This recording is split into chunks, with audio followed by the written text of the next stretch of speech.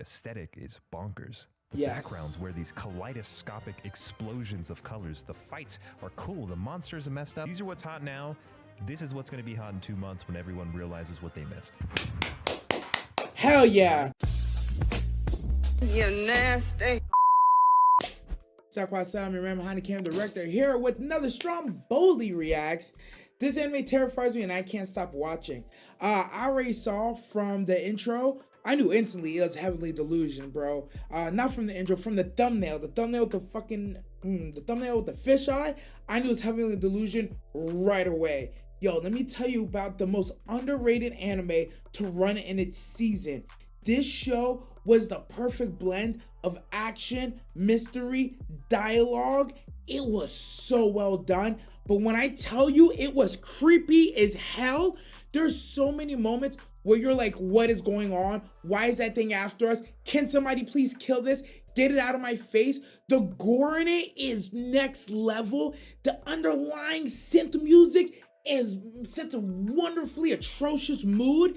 You just feel the pins and needles. There's moments when you're like, everything's going okay, but I feel like nothing's okay. Then there's moments where it's like, oh my God, everything's going to hell. But oddly enough, I feel nothing.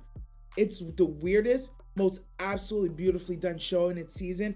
I'm mad more people didn't talk about it. I'm upset it didn't get more recognition. And I'm damn sure mad as hell that y'all in the streets have not been gassing this up. Me though, I'm gonna be a team player. I'm gonna gas the hell out this, and we're gonna watch Stromboli talk about it because I want to see what his take is on it. I really feel like this is one of those shows that people just didn't get into. Like, if I could tell you what it's like, no, I haven't seen Promised Neverland. I just know the concept of Promised Neverland. Nah, y'all just gotta watch Heavenly Delusion, bro. But if you're watching this, you probably already seen it. And if you're watching this, make sure you told somebody to go watch this. Also, tell them to come watch this. And also tell them to come watch Stromboli's original video. Spread the love to all three of us. We all need it. Me, it goes in order. It goes Heavenly Delusion, Stromboli reviews, then me. It's like a chain reaction. Love all of us together. But let's get into it. Oh, this is beautiful. It really what I'm is. seeing. What's up, little guy? Oh no. No, turn this off. Turn the show off, please. Heavenly Delusion is insanely good, but 6 people watched it.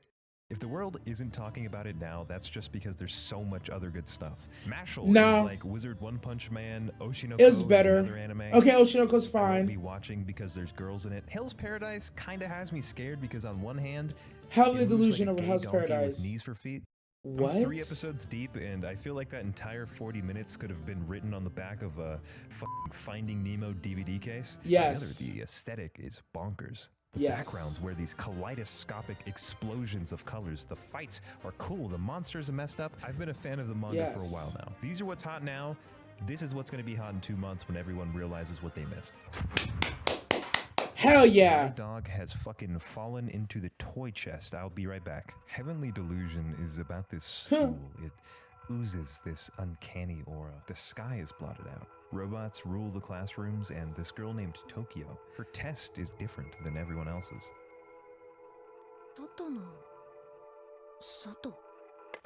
Outside of the outside. Surprise, baby. bitch! This anime is about outside.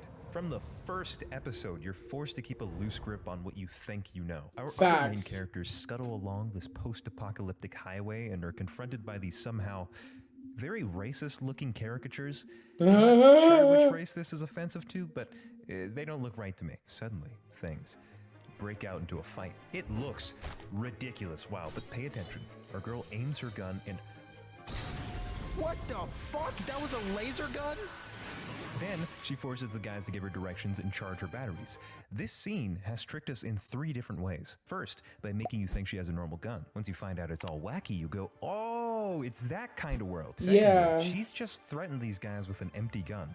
And you could have noticed that because they animated the gun without a battery. But I'm not gonna lie, I never caught that. The gun has a chance to misfire, so she jumped here for an escape if the gun ended up being dead. They don't say that part out loud, and you only piece it together if you rewatch the episode. Let me restate that more simply. This is an anime where the characters don't narrate every fucking thought and action. I like Hell's Paradise a lot, but I think this is what lands these shows on two different planets. Yes. Subtlety. Hell's Paradise is about a hollow motherfucker with rotten insides called Yo, he's fucking cooking right now, Here's bro. him being pulled in half by bulls. Wow. Here's him being cooked alive. Yep. Still doesn't feel anything. Did you guess that he doesn't have a lot of emotions? Can you guess if this is a good or a bad guy? This is a bad guy. I would have figured out Gabimaru's deal even if he wasn't named Gabimaru the Empty. It's like if I was called Belly the Unfulfilled. Ew, Gee, oh my god. I wonder what this guy's favorite beverage is. The manga is great, but that general lack of subtlety keeps me from loving it. I love Heavenly Delusion because from the moment you press play, you're lost. The world is just I was. No one tells you directly where the monsters come from. No one is all good or all bad, and when the characters do something that makes no sense, it's because you're missing a piece of the puzzle.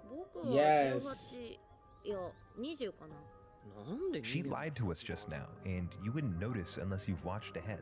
There are hints littered around the anime, and the author doesn't care if you notice. That's part of the fun. So when you watch, take notice of the symbols, or when the characters flinch at certain words. It almost always means something. The world it wants a rewatch, bro. You watching, which I've only come to appreciate more with age. Too often, I feel like anime is retreading old ground. It's easy. I've seen every trope and every character. And so I have immense respect for settings like this. The anime takes itself very seriously, but keep in mind, people still beat the shit out of each other.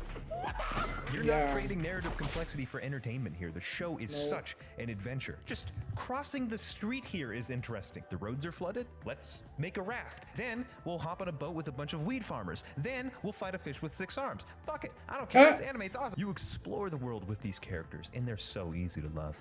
Maru is either the most chill or the most terrifying savage in the entire show. Kiruko is that bitch. She's got a brain on her, can scrap, and she's super hot. So they made her 20. They wrote an anime girl above the age of 11. Japan has peaked. Anime can only get worse from here. No, honestly. You realize the show is actually 2 stories wrapped into one. Tokyo, Kona, Mina, Mimihime, Sawatari, Shiro, Taka. These guys all fucking rock. And I named like 30 people. Any one of them could have been the main character. This is how you write people. The ever-winding nature of the story locks you in. You're never quite sure where the story will take you next, and that leads to some dark places. This music is fucked. I wanted the emotional stuff. The best fiction touches every corner of the emotional spectrum. Too much sad, and the anime comes out cheesy. If the anime is overwhelmingly happy, Scamboli will end up calling you retarded for watching. And I find the sweet spot in any show is to allow your characters to take happiness where they can before being grounded in reality. Heavenly Delusion feels like a trip you're taking with 2 people that genuinely like each other. They laugh, they pick each other up when they're down, and that's exactly what makes the emotional stuff hit. There are scenes in this anime that make my skin crawl in a way that over-gratuitous, edgy stories are unable to. Because when people are evil here, you can't tell by them licking their lips and wearing spikes. It's more human than that. People hide their bad intentions. It's a very humanistic evil. Or scared. You can find a piece of yourself in almost every character, which makes the events in the show matter more to me. The plot, the characters, the detail. This show is so good, it has people saying, first time I've seen a trans in anime, but it's low-key cool, not gonna lie. A lesbian. Finally, a worthy show I can watch all the way through. Bro, this transgender representation in such a good anime, I gotta say with all due respect, it ruins the show for me. But at the end, it's something different. Let's keep watching. There are no transgender people in this anime. Not watching this zesty-ass thing, trans and lesbians, is disgusting. There are no transgender people in this anime. Oh my god, he covered it! LGBT stuff and literally I'm dropping it. Just want to let you guys know. People that you value the homophobic movement when you say retarded shit like this.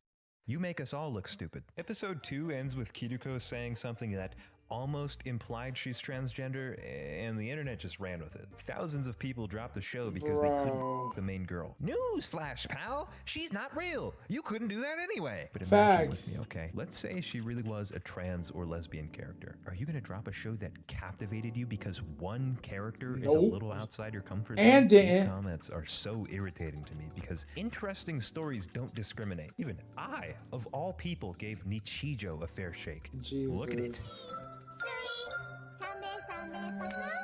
And I kind of like it. Every once in a while, embrace new stuff. Give it a shot. I think that shit is way worse. He's probably pooping his pants right now. Heavenly Delusion is that good. He It's might have that just fucking found good. the best anime of 2023.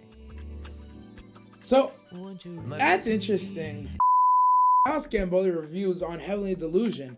Listen, I didn't think he was gonna bring it up, right? I thought he was gonna leave it as a non-spoiler. But yeah, I knew the community as a whole was calling it a trans character, and they were definitely like dancing all over it, talking all this shit.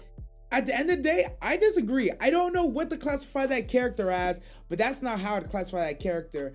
I stay out of it because I don't talk about things that I don't know. But even outside of that, I just thought that was a cool ass part of the mystery. I just took it as it was a cool ass part of the motherfucking mystery. It's like, damn, you end up in a body? Yo, who did that to you? And then you start trying to figure out who the fuck did it. I thought that shit mattered so little, it was insane. With the dual running storylines and so many other things happening, did it come up a couple times in the story? Absolutely it did. But it came up at pivotal key moments, and I gotta be honest with you, there's some moments where it matters so much and it's literally disgusting. It's villainous. It's fucking vile shit that happened in this goddamn show. Of all the things to be mad at, that part of it turning people off, and that part of it really fucking with people not wanting to watch the show, absolutely crazy. I knew there was a little bit of uproar. I didn't think it was that big of an uproar, but maybe that's why people really didn't watch it. People aren't talking about it. Like, if you just take that out, that aside, and I wouldn't even want to say that aside because it literally plays a key, no, it doesn't actually play a key role early. No, it does play a key role. I believe it plays a key role later in the season because it shows you just how fucked up some people are. It really does. I think the best thing Scamboli said was the ways that they showed villainous people, or the way they showed, like, there's a lot of people in a lot of moments where you can't really say one is good, one is bad. You just would have to judge somebody based on their actions. Because there's some people you think who are going to be total scumbags, and they're not. There's people who you think are the sweetest, nicest people. The whole time they're holding a massive secret that's going to fucking murder you at any moment. It is such a great piece of art from beginning to end. And to think that the big reason it wasn't talked about or people didn't watch it is because of the character. I get it though, because people get mad at Mushoku Tensei. They don't like Rudy, so they don't watch a character. But it's one of those things, like, it's a fictional character, guys. I understand you want to stand on your morals, and that is your prerogative to do it. But some of the vitriol that comes out of people's mouths is absolutely fucking insane. But at the same time, hey, I'm just here to watch dope anime, yap my fucking mouth off, and just share my passion with y'all people. But yeah, Heavenly Delusion got done a great dirty disservice. And interesting seeing that the season came in, had Oshinoko, Hell's Paradise. There was a lot of bangers in its season, I'm not gonna lie. But in its own season, it was definitely a top 3. In its own season, it was definitely beating Hell's Paradise. It was definitely beating a couple of those other shows that Scamboli mentioned. The only thing it really wasn't beating was like Oshinoko and maybe one other thing. It was top 3 in its season. Just no ifs, ands, or buts about it. I know a lot of people will disagree. They'll be like, oh, it's a viewer preference and blah, blah, blah. Oh, but it had this and it had that. Whatever, man. Hey, if you don't want a little bit of culture in your life, just say that. But next time I see you in the comments asking for sauce, you're not getting it from me. 0. We're going to end this on here. I'm your man behind the cam. As always, never forget, stay nasty, y'all.